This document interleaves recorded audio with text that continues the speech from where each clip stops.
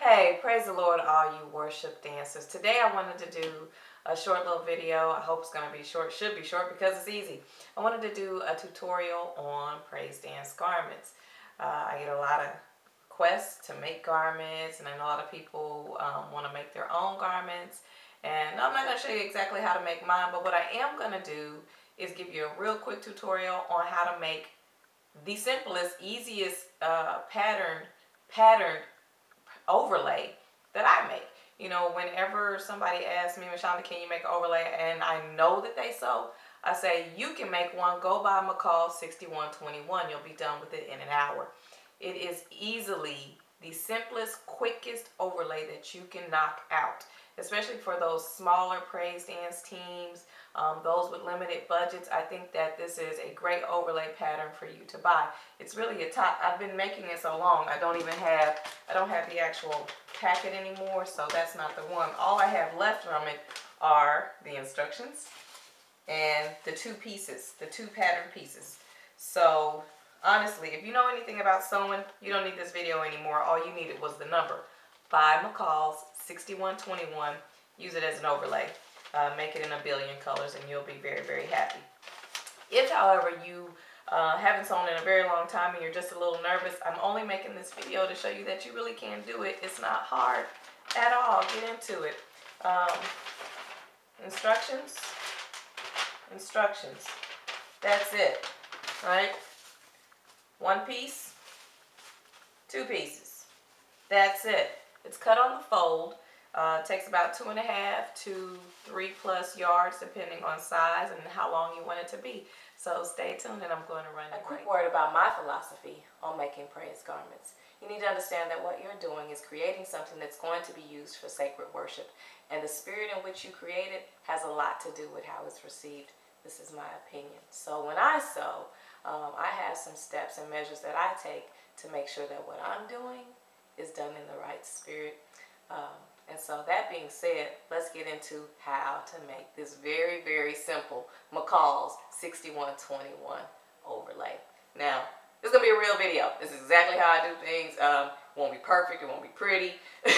You might laugh a little bit at me. Mashonda, really? That's how you do it? Yep, that's how I do it. So I'm going to be very honest about it. I cut on the floor. So, obviously, since it's a sacred garment, I make sure that my floor is clean. You know, I think a lot of us seamstresses do that. I think a lot of people cut on the floor because it's easier. But, so that's one thing. I have my pattern laid on the floor, the fabric's on the floor. This one is so easy. Most of the time, I don't even pin it. I might use books or my cell phone to keep the pattern piece down. So, don't laugh at me. Don't judge me. This is how I do my thing. So, let's go cut. So, like I said, I cut on the floor, and I oftentimes don't even bother to pin because this is my particular pattern, so it's already cut to my size, and B, I tend to make it bigger anyway, so I don't necessarily have to be perfect. I'm going to use, if you've never seen this before, this is a rotary cutter, so it's like a pizza cutter for fabric, and you could just, now if you, listen, if you don't sew, be careful with this. If it's your first time sewing, get a pair of scissors. Don't try to get in this madness. You're going to cut your finger off. Okay, so rotary cutter. I'm just going to trace around this pattern. And you absolutely don't need a whole video on how to trace around a pattern. But what I want to tell you about this particular 6121 and why I like it so much is because it's literally so just, there's so few pieces to it, so few steps and so few cuts. So I'm going to cut around, that's the neck hole, I'm cut around the shoulder, cut the armhole, and then I'm going to cut this all the way. And even though it has measurements for extra small, medium, and large, that could have me cut this end off, I don't even bother. I just cut all the way to the edge of the fabric, and I can trim off that excess when I go to sew. Okay, so this is probably one of the funnier things that I do when I sew. So when I make the 6121, I know that I want it long. And as long as I've been making it, for some reason, I haven't bothered to extend the pattern down to the length that I know that I want it to be. So what I do every time I make this garment is I use my cell phone to mark the extra length. So I just lay it down at the bottom of the pattern, and then I cut along that underneath it. Now, listen, I recognize that that's bootsy, but that is what I'm doing. And I'm only showing you that to show you that you don't have to, you know, be very technical in how you handle this. I could very easily measure this, and that's what I should do, and I would admonish you to do this if you're going to make it a lot. It'd be easier on you, but I have a lot of patterns, and I'm very comfortable with this one, so I don't bother with it. But what I would admonish you to do is get some newspaper or some butcher paper, measure the length that you want to add to the garment, and then just tape it on and add it to it, and then cut your pattern piece from there. So this is what I use. About how many inches is that? I can't see. That adds an extra 5 inches of length to the garment. That'll make sure that I'm covered very modestly in the front and the back. So we're going to cut this out. We're going to cut the back piece, and then we'll start sewing. Okay, now that we're all cut out, let me just give you a couple of quick Mashonda notes. One, even though the two pattern pieces look very much the same, I mean, they're practically identical, I'm going to caution you not to just cut two backs and you know, because it's quicker, because you'd be making the cut once and then you're off and running. No, go ahead and cut one back and one front, because remember, the front is making allowance for the bust. So don't try to skimp on it. Go ahead and cut both pieces. Secondly, this is my notes, personal preference. You know, the pattern itself has a low scoop neck. And while you may be wearing a one-piece garment that has the, you know, the mock turtleneck and you're covered in that low scoop, is fine. I personally don't like that neck that low. So what I do is I use the smallest neckline, which almost gives me a boat neck. So I make the adjustment for my personal preference on the neck. And so I just want to tell you that, to be aware that that neckline is very low on the garment, and you may need to make an allowance for that. So let's go ahead and sew. It's very simple. We're going to do a few seams. Let me just tell you this real quick, because I won't show you the whole thing. It doesn't take that. I mean, we don't want to do all that. You're going to stitch the shoulder seam there, and then you're going to stitch a very, very long side seam. Stitch, stitch, stitch, stitch, stitch, stitch, stitch, stitch, stitch. Okay, on one side, and then you're going to stitch the shoulder seam on the other side, and stitch, stitch, stitch, stitch, stitch, stitch, side seam. Then there's the neck and the arm. So, starting with my shoulder seam, because it's the shortest, and it's not going to take me very long to show it to you, I'm going to just match them up. Right sides together. I'm using a beautiful cobalt blue satin. Shiny sides are together. It's a stretch satin, excuse me, because I know I told you to use a knit. But since I'm making this oversized and it has a stretch, I'm not really worried about it. Shiny sides together. I'm going to drop this in using my 5/8 inch guide there. I'm going to use that as my mark. Got my stitch set, and I am going to go.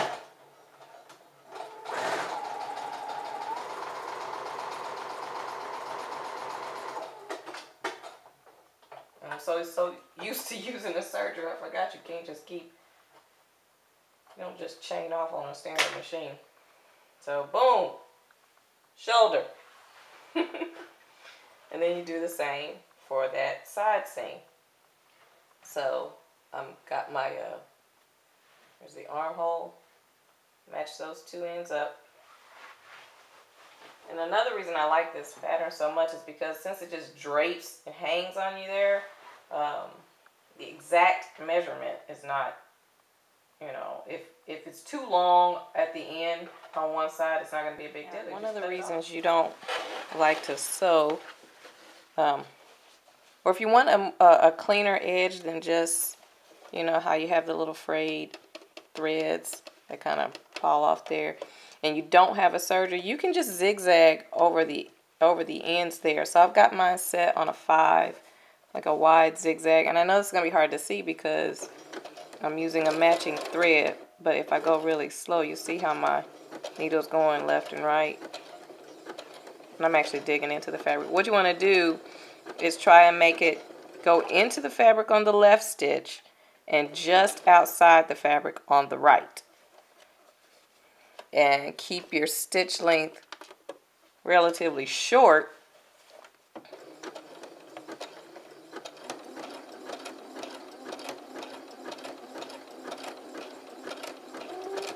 You do that, you can make a pretty nice finished edge. I mean, it's not going to be as clean as a serger. The overlock machine. Let's see if we can make some moves so I can show you this. I should have done it on the shoulder.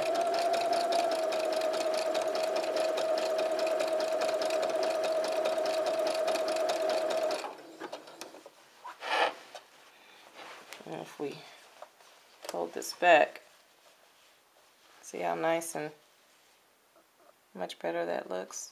It almost looks like a serged edge. It's not perfect, but it's better than, you know, that.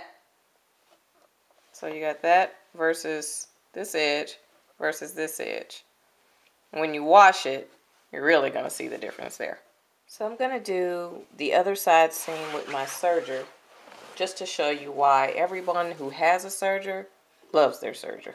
It's like my baby. Yeah, because this one, you know, and this one cuts as we go. So you save time and you get a nice finished edge as well. And I have all 4 threads, all 4 needles threaded. Now, unfortunately, I got home and realized I did not have another blue. I only had 3 blues, not 4 blues. So I'm using a gold in the lower thread, in the lower looper.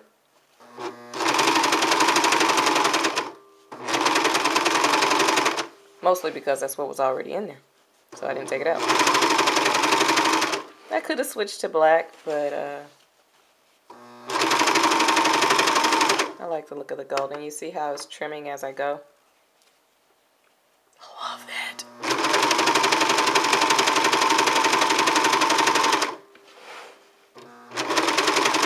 So I don't have to go back and do the straight stitch on this and the zigzag just that quickly. I've done the whole thing. The whole side seam is done.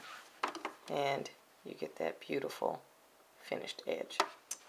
Keeping with that idea, I'm going to go ahead and the selvage, because I cut all the way to the end of the fabric, I keep the selvage on the fabric, not because I want it, but you know, just because it's easier. But I want to trim all that off, and instead of cutting it off when I'm cutting the pattern, I'm just going to trim mine off with my serger and use that as my, you could hem it, like I could fold this under and put a straight stitch on there and just have a nice clean hem.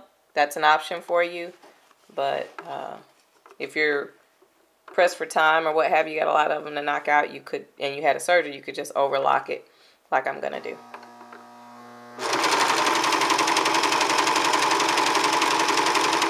Now because I didn't change that lower looper, the thread underneath is gold. See, if I wanted to, I could use that as a detail. I could flip, see, I'm stitching on the right side because I want the blue on top, but if I wanted that gold to show, I could just turn this over. Or I could just as easily thread all 4 needles with a different color, maybe all gold. And now I'm using my, and then I'd be using my overlock machine, my serger, as a decorative finish. And we continue on like that on the other side and along the bottom hem, and we'll be all done. There you have it, a brand new, beautiful cobalt blue stretch satin praise dance overlay made from McCall's 6121. Very simple pattern, but don't rush through it. Take your time. Remember, everything that we give unto the Lord should be done in excellence. At my home church, we always say every Sunday, because I've been blessed, I'm going to be a blessing. I hope this video was a blessing to you. If you've got any questions or comments, please leave them below. I'll be happy to try and help you. God bless you. Happy worshiping.